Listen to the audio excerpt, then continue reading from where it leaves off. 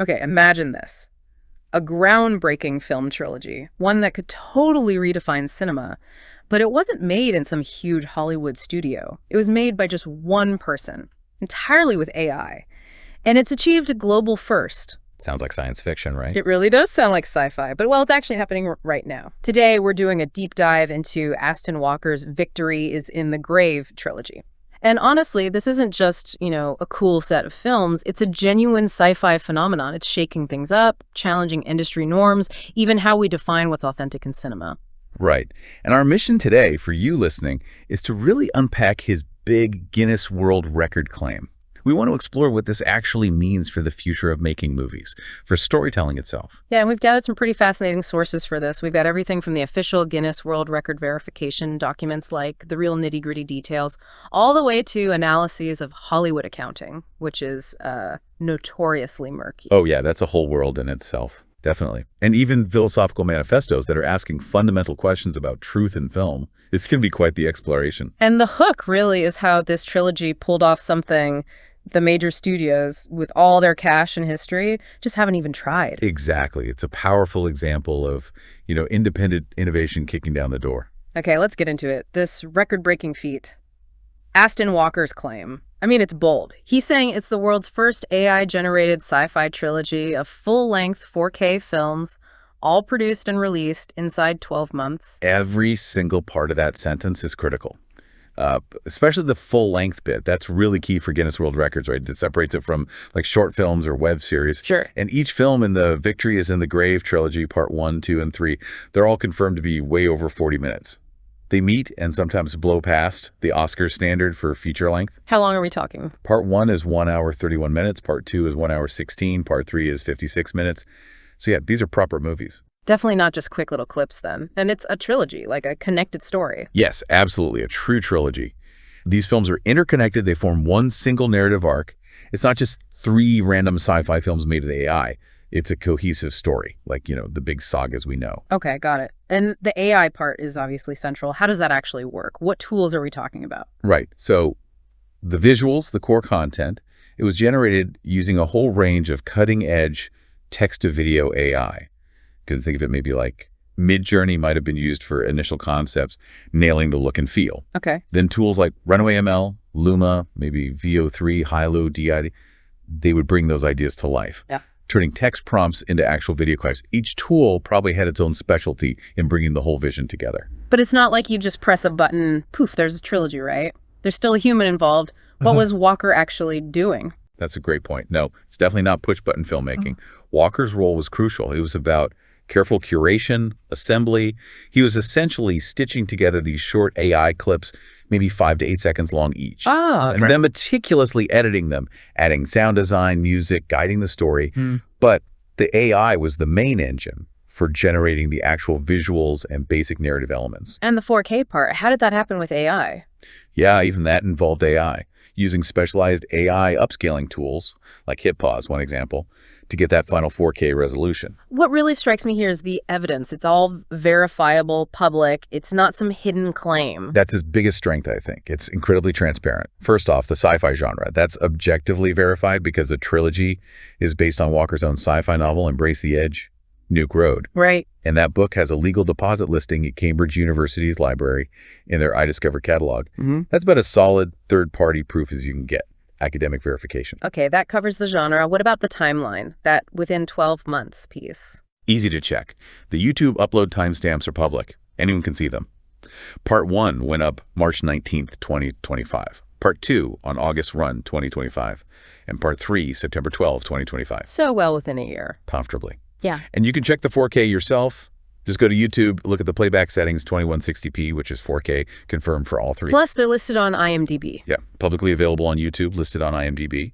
And IMDb independently tags them as hi-fi movies. It all adds layer upon layer of public verification. It seems incredibly thorough. And beyond what's public, Walker apparently has the original MP4 files and their SHA-256 hashes. Hashes, like digital fingerprints. Exactly. A SHA-256 hash is basically an unbreakable digital fingerprint for a file. Yeah. It's strong forensic proof that the files are original and haven't been messed with. So putting it all together, how secure is this Guinness World Record claim? Yeah. Sounds pretty much bulletproof. From a public perspective, yeah, it looks 100% airtight. Think about the criteria for a record. It's measurable runtimes, resolution, dates, genre, all quantifiable. Right. It's repeatable. Someone else could, in theory, follow the same steps.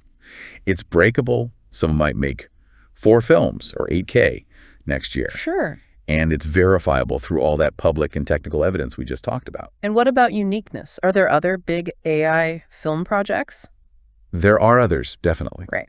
Things like The Last Screenwriter or Critters made some noise, but there were single films or shorts, not an interconnected, full-length 4K trilogy, all released within that tight 12-month window. So Walker's specific combination of achievements makes it a unique benchmark, a genuine world first in that category. You know, for you listening, this is just, it's really something. It shows the sheer power of innovation right now. One person using tools that are becoming more accessible, pulling off something this significant, this verifiable. Yeah. It's not just about indie film anymore. It feels like a potential roadmap for anyone creative who feels shut out by the old systems. It really does feel like a new origin story, doesn't it?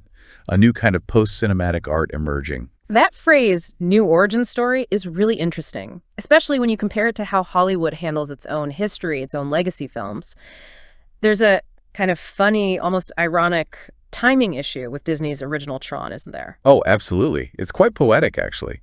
Walker's AI-native 4K trilogy was fully released and available before Disney put out their official 4K Ultra HD remaster of the 1982 Tron.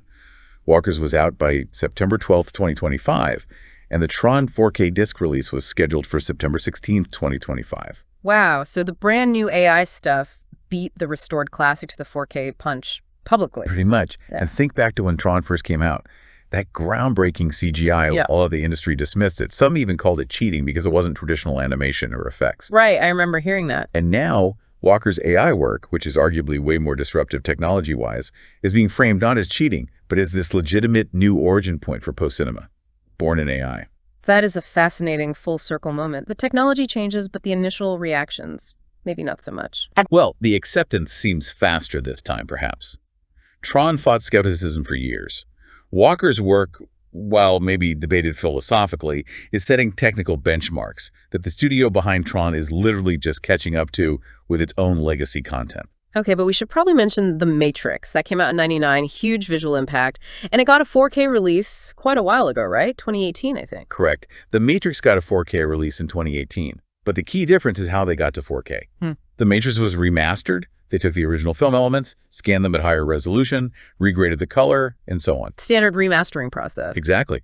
Walker's trilogy wasn't remastered. It was originated in 4K using AI. It was born digital, born AI at that resolution. It's not about polishing the old. It's about creating something new natively in that format, a leap beyond just restoration. And Tron Legacy, the 2010 sequel, that looked pretty high res. It looked great, yeah, but it was mostly shot in 1080p and finished digitally at 2K resolution. Ah, so any 4K version of Tron, Legacy is an upscale. Not true, native 4K. Precisely.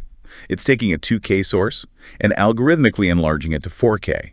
It again highlights how Walker's trilogy was born native in 4K using AI tools. It kind of shows how these new methods can actually leapfrog some of the technical limitations or choices made on even relatively recent blockbusters. So for you, the listener, this isn't just about who released what when or pixel counts. It's about a fundamental change in how movies get made. New tech is enabling individuals to hit milestones that huge established productions are still working towards, or maybe even deliberately avoiding. It's a real acceleration. An acceleration that bumps right up against Hollywood's established way of doing things, especially financially. Exactly. And that takes us straight into maybe the biggest reason the studios haven't done this. There's financial model. Let's talk Hollywood accounting. Right. This is, well, it's a notoriously complex and frankly controversial topic. Yeah. Hollywood accounting is basically a term for these opaque, sometimes really creative methods studios use to calculate a film's costs and profits. Creative meaning. Yes. Inventive. Meaning they often inflate the expenses way up and minimize the reported profits way down. Why would they do that? Seems counterintuitive. It's all about minimizing payouts. Taxes are often based on profit. royalties for writers or actors, profit-sharing deals for producers or stars.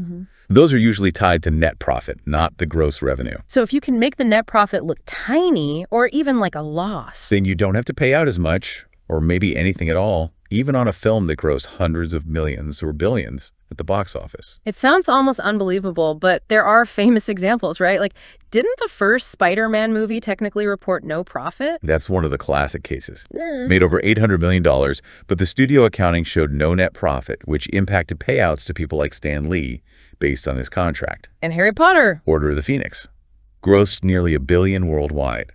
The studio's books apparently showed a $167 million loss. Wow. Just wow. It's mind-boggling, and this is where AI-generated films like Walker's Trilogy become a massive threat to that whole system. How so? Because AI creators can bypass so many of the traditional cost centers where those expenses get inflated. Think about it. No huge studio overheads, no internal subsidiaries charging massive distribution fees back to the production, much smaller crews, no multi-million-dollar VFX house bills in the same way. So the actual production costs become way more transparent, measurable, even repeatable. Exactly. It becomes much, much harder to hide the numbers or fabricate massive losses when the core creation process is so different and potentially so much cheaper and trackable. There's just less room for that creative accounting. Precisely. And that transparency directly challenges a system built on keeping things murky. It's a huge reason Hollywood isn't rushing to make AI trilogies like this. They lose control over the numbers. They'd lose control over the accounting, over profit retention. Their whole economic model relies on that control. That's a fundamental threat. Plus, it messes with their IP leverage, doesn't it? Using existing characters or worlds often justifies those huge budgets and internal fees. An indie AI creator just sidesteps all that. That's another critical angle. And then there's the whole labor issue. These AI films largely operate outside the existing union contracts. SAG-AFTRA for actors, WGA for writers, DGA for directors. Which is a legal and political minefield for major studios. Absolutely. They are not eager to pick that fight right now. So you add it all up. Transparent, potentially low cost, public distribution, bypassing unions.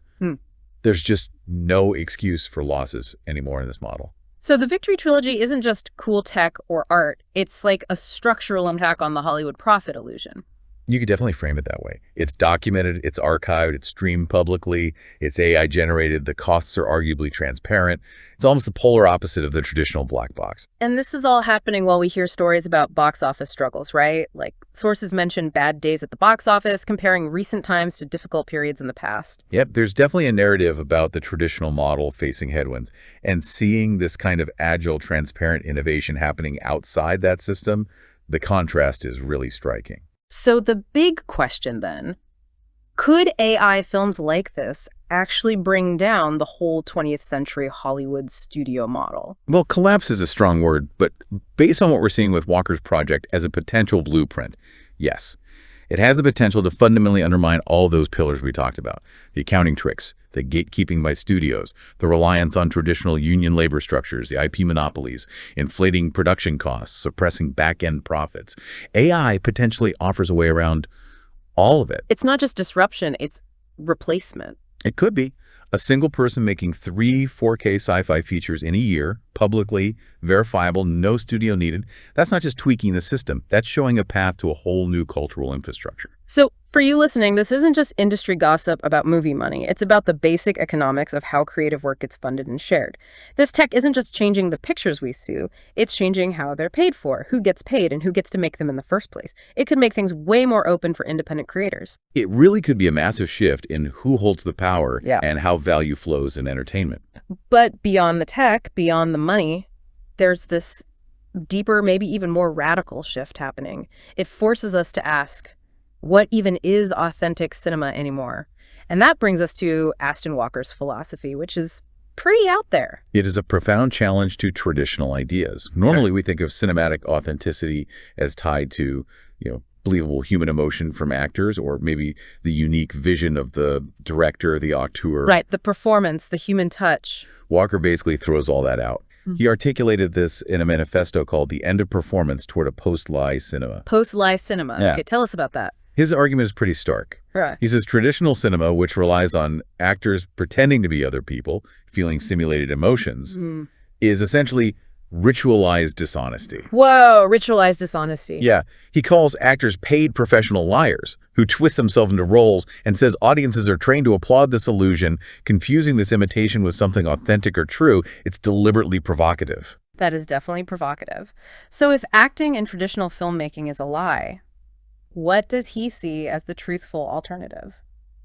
AI-generated cinema. Yeah. He argues it's a visual language untainted by ego, performance, or manipulation. The machine, in his view, does not lie. It does not pretend. The AI image isn't trying to fake an emotion or mimic a person. So the AI image is what? Pure data. He describes it as pure, unperformed, and unapologetic, a record of possibility, and ultimately the truth of the algorithm, not the truth of a human pretending. Which leads him to conclude that the actor who used to be central is now obsolete. In this vision of post-lie cinema, yes, the goal isn't realism in the human sense or chasing specific emotions through performance. So what is the goal? What's the aesthetic? It seems to be more about clarity, structure, revealing the underlying patterns or possibilities generated by the AI. Think less about an actor trying to make you feel sad and more about a visual structure that purely is what it is, generated by the code, like architecture versus drama, maybe. Interesting analogy. It aims to reveal, not to seduce, through feigned emotion. And because of this, he positions the Victory trilogy as the very first example of this new era, the first post-lie trilogy made without actors, without studios, without deception. Okay, this is a real mind-bender. It forces you, the listener, to question everything you thought about truth and art on screen. Are you looking for human performance, that emotional connection? Or is there a different kind of truth in the machine-generated image, in the possibility it represents? It completely reframes what we value in visual storytelling. It asks us to reconsider our relationship with the screen itself. So as we wrap up this deep dive, it's really clear that Aston Walker's Victory is in the Grave trilogy is way more than just a tech demo or some oddity.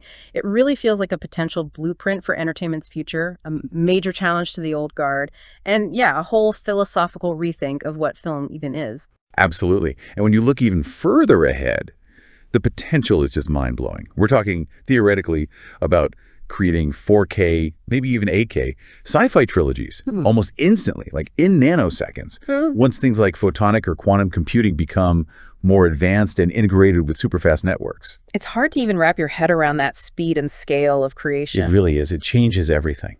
And here's a final, really out there thought for you. Could the next AI trilogy be made telepathically? Like imagine using advanced brain-computer interfaces, maybe with graphene sensors like those being researched, to go directly from human thought to the screen. We see hints of this tech already, like experiments controlling devices with brainwaves, or sensors picking up tiny biological signals, moving beyond typing prompts to just thinking the film into existence. That's stepping into true science fiction territory. But the research is pointing in directions that make it less unbelievable than it used to sound. The line between the creator and the creation tool could essentially vanish. Right. So as AI keeps racing forward, here's the big question we want to leave you with.